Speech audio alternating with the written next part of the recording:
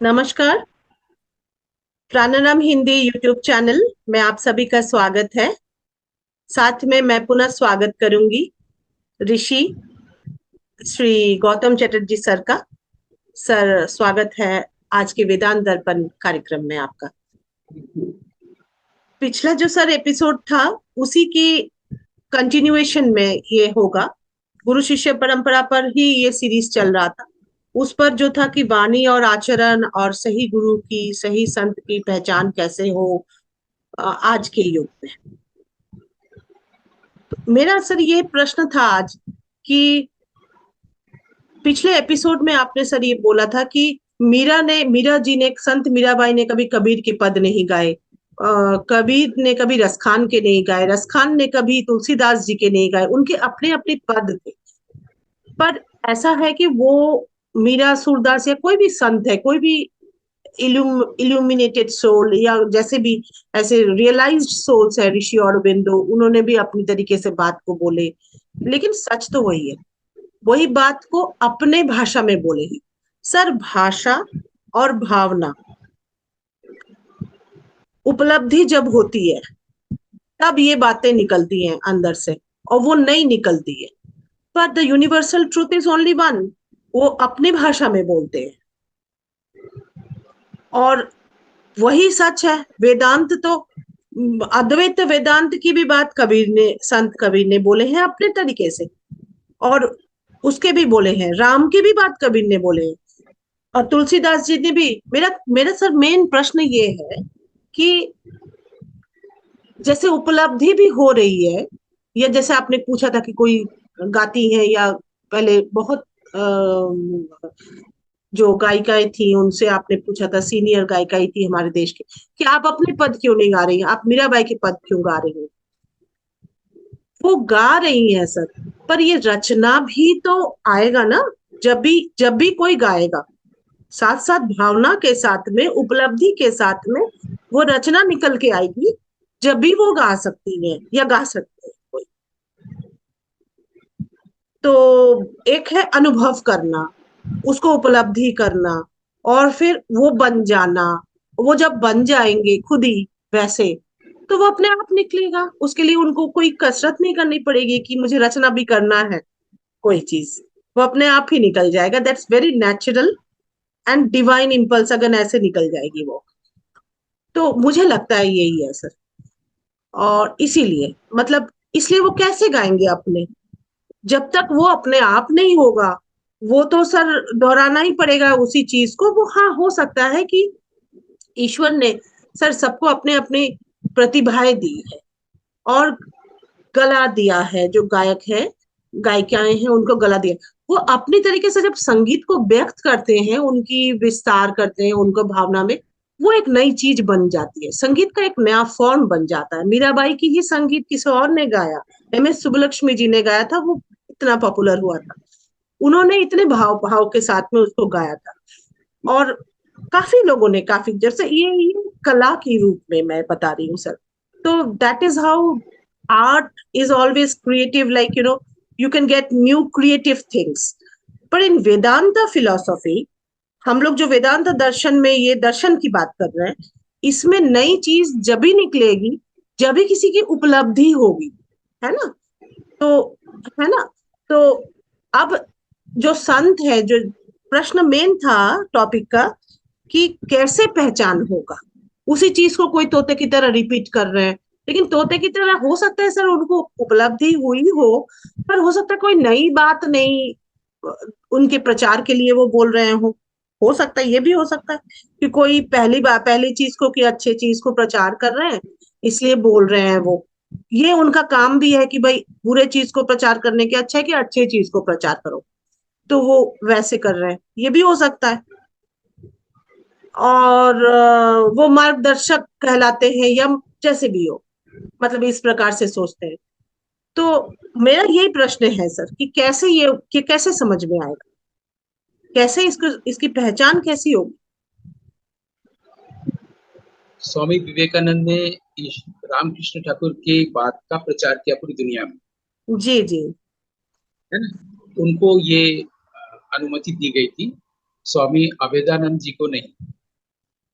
नहीं। रामकृष्ण परमहंस के कई शिष्य थे, है ना, गिरीश घोष भी थे, लेकिन ऐसा सिर्फ विवेकानंद को ही अनुमति मिली कि वो उस लाइट को पूरी दुनिया में फैलाए या प्रसारित करे या प्रचारित, ठीक है। जी जी। लेकिन विवेकानंद ने उसे अपनी रोशनी में फैलाया, या हम्म। जो पढ़ी हुई सुनी हुई बात है उसको सिर्फ उन्होंने बोल दिया। नहीं सर, विवेकानंद के पास अपना स्वामी जी ने तो था। प्रैक्टिकल वेदांत लाए हैं घर घर में। जी। उन्होंने बोला था ठीक, वन के अब हम वेदांत लोग, को घर में लाना है। हाँ, लाना है ना, तो उन्होंने प्रैक्टिकल कैसे किया, उनके पास अपना भी कुछ लाइट है, उनकी अनुभूति, उनका अनुभव है, बिल्कुल। तभी तो बिल्कुल बिल्कुल वो सर। पूरा पूरा खाली याद करके नहीं बोला ना, कि नहीं। पूरा याद कर लिया छंद उपनिषद की पहली लाइन ये है, फिर उसको बोल दिया, उसका भाष्य कर दिया, ऐसा नहीं किया ना। उनके पास अपना लाइट था, कॉन्फिडेंटली बोला। यहाँ पर दो शब्द आता है जिसको थोड़ा जान लें, कि हम लोग शिष्य गुरु की बात कर रहे हैं और वेदांत की बात कर रहे हैं, ये सीरीज चल रहा है अभी, ठीक है। जी जी। तो शिष्य भी दो तरह के होते हैं। पहले तो वो, जो वो शिष्य ही नहीं है, जो गुरु की बात को नहीं समझ रहा है और समझना चाह रहा है, वो तो शिष्य है। लेकिन गुरु को बनाने के बाद, गुरु से कुछ समझने के बाद गुरु के अगेंस्ट में सोच रहा है, तो वो तो शिष्य ही नहीं हुआ ना। वो तो अपना कर्म और खराब कर रहा है। अगर हमने एक शब्द भी किसी से सुना है, समझा है, एक पूरा ग्रंथ पढ़ा है, शास्त्र पढ़ा है, या किसी एक वाक्य का मतलब समझा है, तो गुरु है और हम उसको गुरु मानते हैं, और फिर अब हम उसके विरुद्ध सोच रहे हैं, तो ये तो पहली बात पतित हो गया, पाप हो गया। अब आता है शिष्य दो प्रकार के, है ना। पहली तो वो है कि एक व्यक्ति ने कहीं से भी कोई चीज पढ़ा है किसी किताब से, मान जी। लीजिए हमने सीधे पढ़ा है, वेदांत पढ़ा है, या किसी की बात कहीं से सुनी, तो उसको कहते हैं शिष्य। लेकिन अगर उसी व्यक्ति ने डायरेक्ट के मुख से सुना, हम्म। किसी भी को गुरु के मुख से, गुरु ज्ञान नहीं बोला गया, गुरु मुखी विद्या कही, जी जी। क्योंकि ज्ञान तो सिर्फ ईश्वर, है ना। तो विद्या को गुरु के मुख से डायरेक्ट सुना है ना, तो उसको शिष्य नहीं कहते। उसने जो डायरेक्ट सुना है और अब जब सुनने के बाद बोल रहा है, हम्म। इस क्रिया को हमारे यहाँ कहा गया अनुश्रवण। जी। इसलिए वेद को कहा गया है, वेदांत को कहा गया है कि सुनने की चीज है, गुरु के मुख से, पढ़ने की नहीं। अनुश्रव का मतलब होता है, अनुपसर्ग है।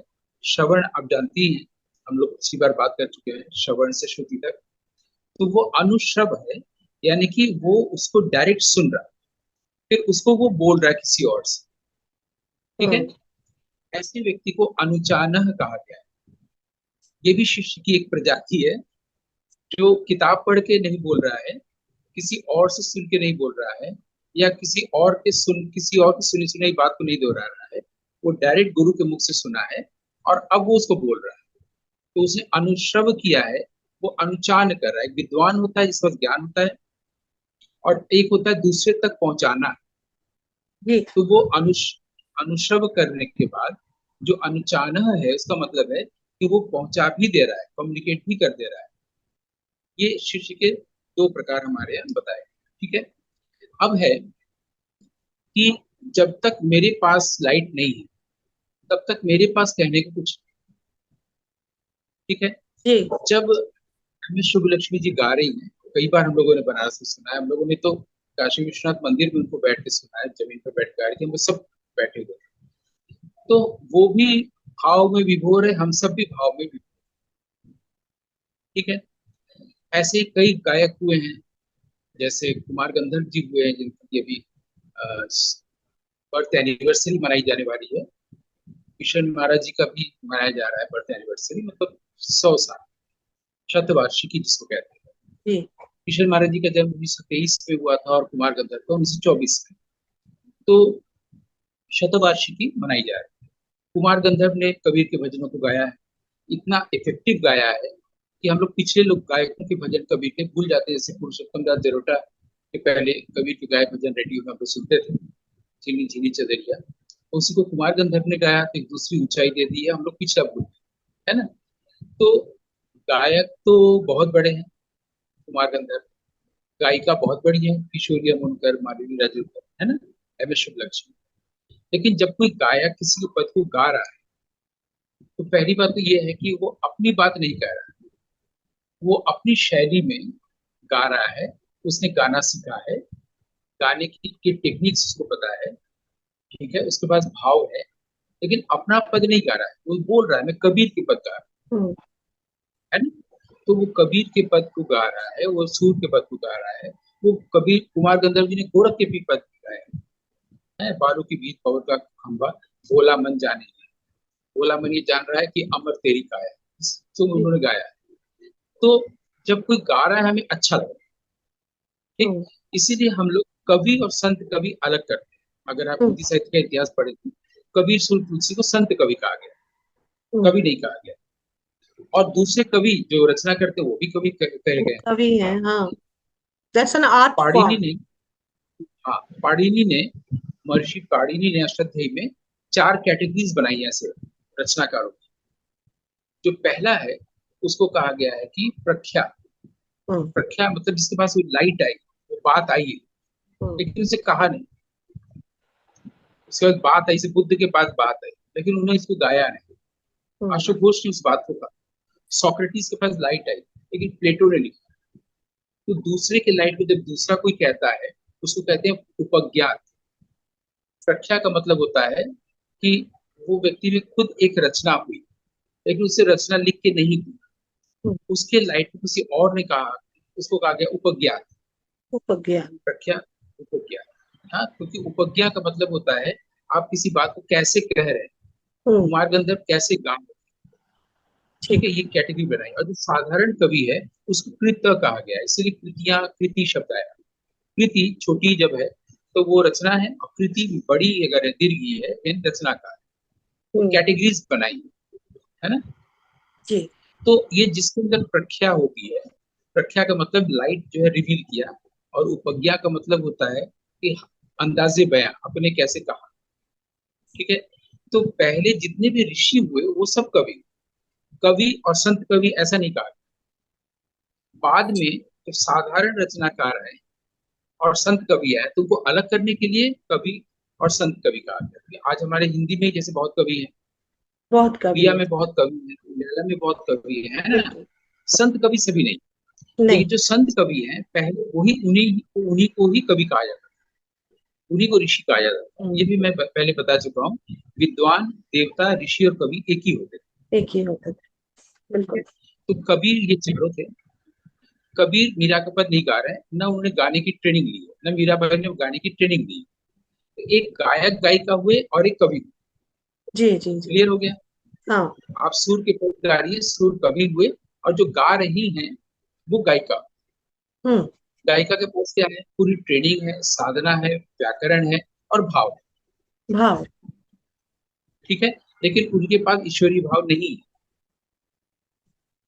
आप मनुष्य भाव से ईश्वरीय भाव दशा में पहुंच जाए, ये एक अलग बात है, वो समाधि की स्थिति। हम्म। जैसे माता आनंदमयी समाधि में चली जाती थी, या रामकृष्ण परमहंस समाधि में चले जाते थे, हम्म। लेकिन कभी ये सुना नहीं गया है कि कोई गाते गाते है, भास्कर बुआ जो है गाते गाते समाधि में चले गए, सवाई गंधर्व गाते गाते चले गए, ठीक है। या इचक करण जिकर जी जो थे ग्वालियर घराने के, वो गाते गाते समाधि में चले गए, किसी को आज तक नहीं देखा गया है। इवन भीमसेन जोशी या आज जो कोई भी गायक बाद हुए में हैं, देखा नहीं गया। गाते गाते कभी नहीं देखा गया कि भाव दशा में ऐसे पहुंचे कि समाधि में चले गए। फिर वो गाएंगे कैसे। यानी एक फर्क है ना। जी। हाँ, कभी स्तर में, जिसको हाँ। अटेंड कर रहे हैं, कभी जिस लाइट को अटेंड कर रहे हैं उसको बोल रहे हैं, यानी पहले जो परावाक में आया है उसको वो वैखरी वाक तक ले आ रहे हैं। ये काम कुमार गंधर्व नहीं कर रहे हैं, एम एस शुभलक्ष्मी नहीं कर रहे हैं, जी। क्योंकि उनकी साधना ईश्वर को लेकर नहीं है, उनकी साधना संगीत को लेकर है। तो बिल्कुल जो सही। व्यक्ति आचरण को वाणी देता है वो प्योरली ट्रूथफुली गुरु है।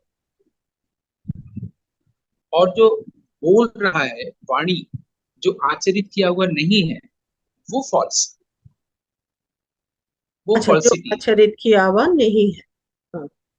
जैसे हमने वेद पढ़ लिया है, बहुत अच्छे से हम बोल सकते हैं, बहुत अच्छे से कम्युनिटी कर सकते हैं, व्याख्या कर सकते हैं, लोग मुग्ध हो जाते हैं, हाँ लेकिन हमने उसको आचरित नहीं किया जीवन में, हाँ। तो ये फॉल्स। वो जिसे हम और अंग्रेजी में सर कहते हैं कि ऑरेटरी स्किल, क्योंकि बोलने की हाँ, शक्ति बहुत उसी अच्छी तरह है। उसी तरह से गायक के पास गाने का स्किल है, गाने की प्रतिभा है, करेक्ट। तो वो एक बहुत अच्छा स्किल है। गा रहा है। ठीक है, तो अगर हम गायकी को स्किल मान ले, बोलने को, ओरेशन को स्किल मान ले, लिखने को एक स्किल मान ले, जैसे पंडित जवाहरलाल नेहरू बहुत अच्छे राइटर थे, हम्म। ग्लिम्पसेस ऑफ वर्ल्ड हिस्ट्री अगर हम लोग पढ़े तो कोई बोलने में बहुत दक्ष हो सकता है, गाने में दक्ष हो सकता है, लिखने में दक्ष हो सकता है, ठीक है, लेकिन उसके पास अपना पद है कि नहीं, ये सबसे इम्पोर्टेंट बात है, अपनी बात कहने के लिए है। नहीं। हाँ। तो एक जो भारतीय श्रुति संगीत में धारा आई है हमारे यहाँ, कि बहुत अच्छे अच्छे गायक हुए हैं, दूसरों के पद गाए हैं, मैंने पहले तो उन्होंने क्लासिकल ख्याल, ध्रुपद आदि गाया शास्त्रीय है, ध्रुपद, फिर हाँ। भजन होने लगे, तब उन्होंने दूसरे के पद को गाया है। अब एक दौर ऐसा बनना चाहिए जो अपने पद को गाए, और अपना पद इसके बाद तभी होगा जब वो लाइट को अटेंड करेगा। बिल्कुल बिल्कुल। तो वो शास्त्रीय संगीत सीखने जाए, या वो पहले अपने गुरु से ये सीखे कि लाइट को हम अटेंड करें। मुझे ऐसा लगता है किसी भी गायक को, किसी भी ओरेटर को, किसी भी लेखक को, है ना, सबसे पहले लाइट को अटेंड करना चाहिए, अपने आप को जानना चाहिए। जब अपने आप को नहीं जान पाएगा तो वो अच्छा शिष्य भी नहीं बन पाएगा, गुरु को भी नहीं पहचान पाएगा। बिल्कुल सर, वो एक क्योंकि स्तर तक क्योंकि रहेगा। हाँ, एक एक लेवल तक ही रहेगा, और उस लेवल से रिएक्ट करेगा। उसने मान लिया कि ये मेरी गुरु है, उसने मान लिया कि ये मेरे गुरु हैं, उसकी पूजा कर रहा है, लेकिन उसने अपने आप को जाना ही नहीं, अपने आप को देखा ही नहीं। तो मुझे लगता है कि संगीत के जो गुरु हैं, उन्हें भी अपने शिष्यों से ये कहना चाहिए, तुम अपने आप को पहले जानो, और बिल्कुल। अपनी बात कहो उस संगीत में जो तुम सीख रहे हो या सीख रही हो। तो ये एक नई जी बात शुरू होगी 21वीं शताब्दी में, डिजिटल एरा में, और वो फिर वही दौर आ जाएगा जो वैदिक युग में था। जी। वैदिक ऋषि वो साम गान करते थे, मार्ग गान करते थे, वो उससे मार्ग बनता था। हम्म। हमारे यहाँ मार्ग संगीत कहा गया है, साम गान की बात आई, लेकिन इसको समझ समझ नहीं पाते हम लोग कि ये है क्या। सीधी सी बात है कि अगर एक शेर एक गुफा में रहता है और एक हिरण अपनी गुफा में रहता है, दोनों को अपने रास्ते मालूम है, मार्ग मालूम है। शेर अपने शिकार के लिए निकला है, हिरण घास चरने निकला है, हिरण उसी रास्ते से अपनी गुफा में जाता है, शेर उसी रास्ते से अपनी गुफा में जाता है, ठीक है, परिचित रास्ते। जी। लेकिन जब हिरण को शेर ने देख लिया, या हिरण ने शेर को देख लिया, शेर ने हिरण को देख लिया, तो हिरण भाग रहा है, शेर भाग रहा है, लेकिन अब हिरण अपने परिचित रास्ते से नहीं भाग रहा है, वो कहीं भी जा रहा है। उसे कहीं भी किधर भी जाने से अपने आप एक मार्ग बन रहा है। ये मार्ग संगीत, इसमें मृग भी है और मृगया भी है। ये हम्म। मृग धातु से बना है मार्ग। वो संगीत मार्ग संगीत है जो पहले से गाया हुआ नहीं, पहले से जो चीज गाया हुआ है वो मार्ग संगीत नहीं है, वो सामगान नहीं है। ऋषि मुनि अपनी बात को गाते थे, कहते थे, अरण्य संगीत में भी, अरण्य में भी गाते थे, हम्म। हैं। जोहार माई बाप एक बहुत अच्छा भजन है, पद है मराठी भाषा में, जोहार माई बाप। इसको सवाई गंधर्व ने भी गाया है, कुमार गंधर्व ने भी गाया है, अभी मनीषा ताई कुलकर्णी भी गा रही है, सबको इसको गाते हैं, अश्विनी गोरे देश पांडे भी गाती हैं, एक ही पद, और सब अच्छे अच्छे ढंग से गाते हैं। लेकिन जो मार्ग संगीत का साधक है, ऋषि है, जो सामगान करता है, वो अपना गान करता है। तो आज ऐसा कहा जा सकता है इस एपिसोड के माध्यम से कि संगीत के क्षेत्र में जो आ रहे हैं, पेंटिंग स्कल्पचर के क्षेत्र में जो आ रहे हैं, वाचन के क्षेत्र में जो आ रहे हैं, किसी भी फील्ड में जो अपनी प्रतिभा के साथ आ रहे हैं, वो अगर अपनी लाइट को ढूंढ सके तो अपनी लाइट को वो स्कल्प्ट कर सकेंगे, पेंटिंग बना पाएंगे, वो टाइमलेस कृति होगी। वो अपने पद को गा पाएंगे। वो ये नहीं कहेंगे कि मैं मीरा का पद गाने जा रहा हूँ या मैं कबीर का पद गाने जा रही हूँ, क्योंकि ये तो हो गया। आपने दूसरे का पद गाया, बहुत अच्छे से गाया, बहुत अच्छा लगा, लेकिन वो गाना था, संगीत था, उस लेवल से आप ऊपर नहीं उठ सके, ट्रांसेंड नहीं कर सके। और ईशावास्य उपनिषद का जो फर्स्ट लाइन है, वो कह रहे हैं ईश्वर ने कवर कर दिया पूरे वर्ल्ड। अगर कवर कर दिया जाएगा तो हमें जो दिखेगा वो तो सत्य नहीं दिखेगा ना, वो कवर्ड है ना। ईशावास्य मिदम, हमने पिछले एपिसोड में बोला था, जी जी। ईश्वर ने ढक दिया है, कवर कर दिया है। तो हम कवर। लोग जो संसार को देखते हैं, उसके पीछे सत्य, कुर्सी को देखते हैं, कुर्सी के भीतर उसका सत्य, कुर्सी ने फॉर्म ने इसको ढक लिया है। हम लोग किसी बेल को करेक्ट। देखते हैं, घंटी को, तो उसने इसको ढक लिया है, यानी सब कुछ ढका हुआ है, सत्य हर चीज में ढका हुआ है। किसी हर चीज किताब में को ढक। देखते हैं, सत्य को कभी कोई देख ही नहीं सकता, वो ढका हुआ है। इसलिए वो जब अंतर्मुखी होता है, अपने आप को देखता है, सत्य को देखने जाता है, तब संसार उसके रिवर्स में हो जाता है। तो इस बात को बिल्कुल क्लियर हो जाना चाहिए जब हम लोग वेदांत की चर्चा कर रहे हैं, कि जो संसार की ओर हम लोग देखते हैं, तो वो तो असत्य है ही। अगर आपको वहां से कोई कॉन्फ्लिक्ट मिला, दुख मिला, तो इसमें उसका कोई गलती नहीं। वो आपने क्या हुआ, ढके हुए को, नकली चीज को सच मान लिया और आप उससे जुड़ गए,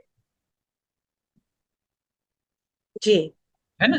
हम लोग बोलते जरूर हैं कि ये दुनिया झूठी है, ये दुनिया फानी है, बहुत शेर और शायरी कविता बनी है, लेकिन हम लोग अभी ईशावास्य उपनिषद की ओर से देख रहे हैं।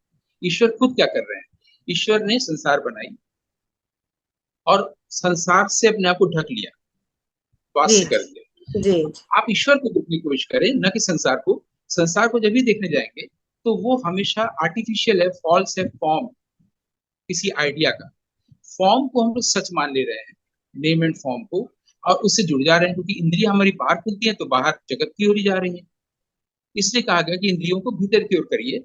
उस एब्सोल्युटली। शैतान चालाक दुष्ट ईश्वर जिसने ढक रखा है, उसको, उस आवरण को हटाइए, अज्ञान को हटाइए, वो जो छुपा हुआ है उसको बोलिए कि तुम यहाँ आओ। उसका आकार भी बताया गया कि अंगुष्ठ उसका आकार है हमारे हृदय के पास, और वो अपने आप को छुपाया हुआ है। बाल गोपाल अपने आप को छुपाए हुए हैं कलश के पीछे। हमारा काम है कि जो ढका हुआ चीज है उसको हटाएं, अज्ञान को, अंधकार। और अगर गुरुमुखी विद्या है, गुरु से सुन रहे हैं, तो अगर माइंड रह गया है तो ओपिक करेगा, सुनने नहीं देगा। और फिर आपका ही माइंड चूंकि कलुषित है, तो आप गुरु के विरुद्ध भी होंगे। वो पहला पाप होगा जो आपके देह पर आएगा, आपके मन पर आएगा। आप आत्मा से इतनी दूर हो गए, फिर संसार क्यों चले गए ना। गुरुमुखी विद्या का लाभ नहीं मिला।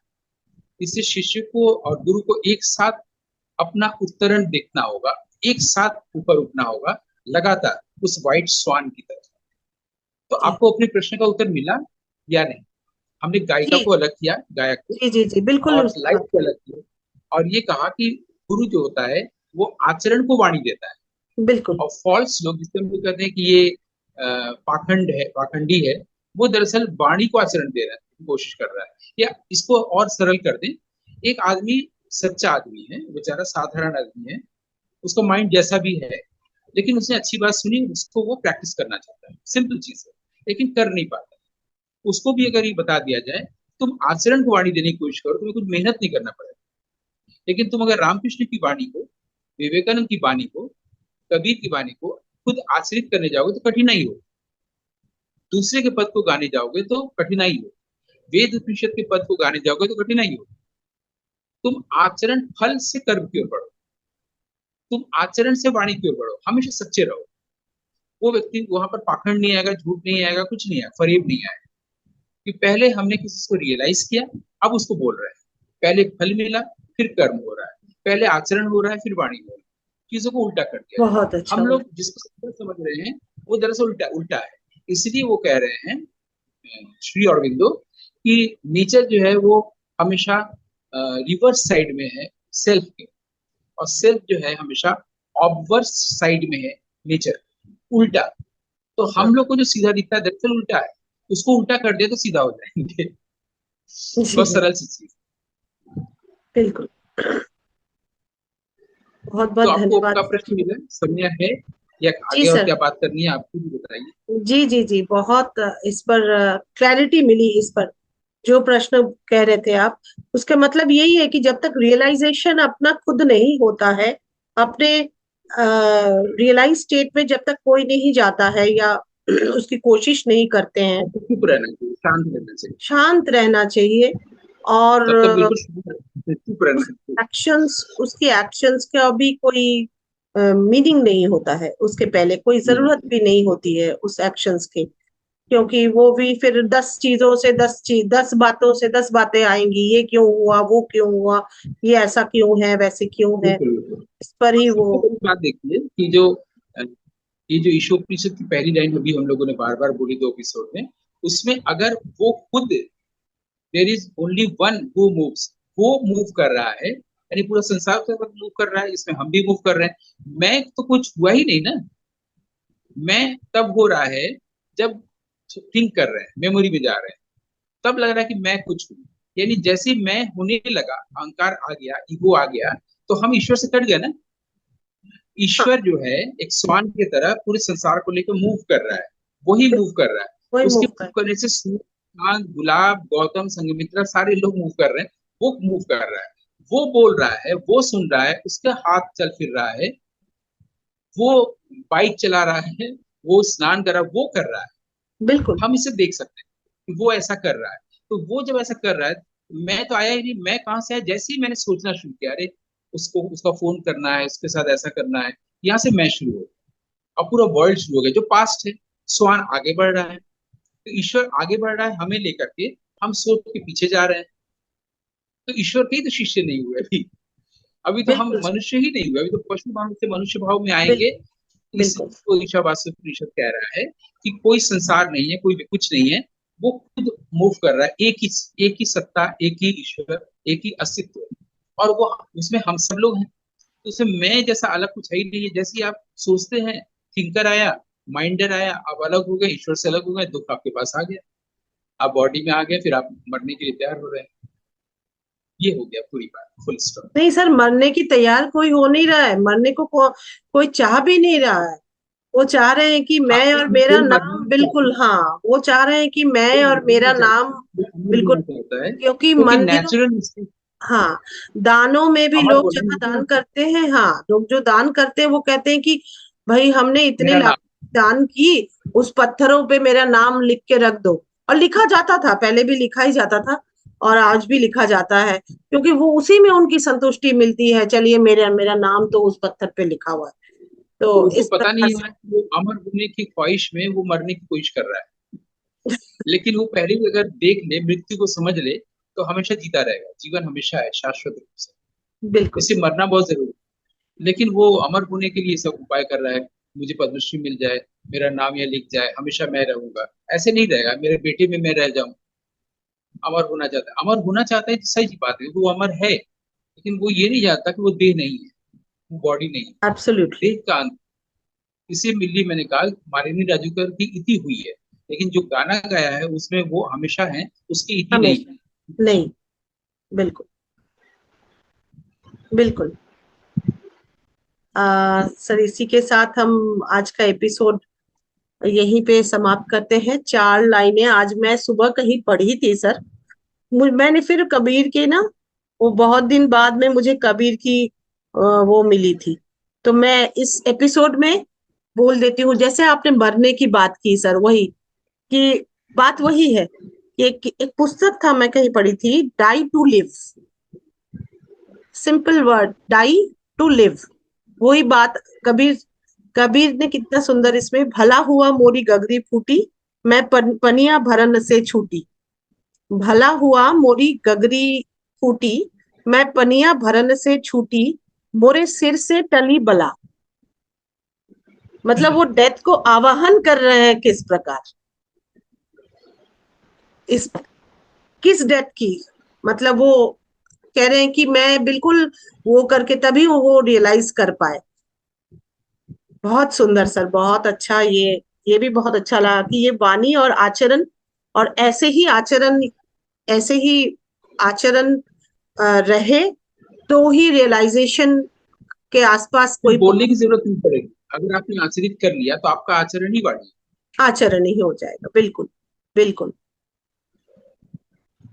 बहुत बहुत धन्यवाद सर, आभार। आज इसी के साथ आज इस एपिसोड का विराम देते हैं। नमस्कार, धन्यवाद। है।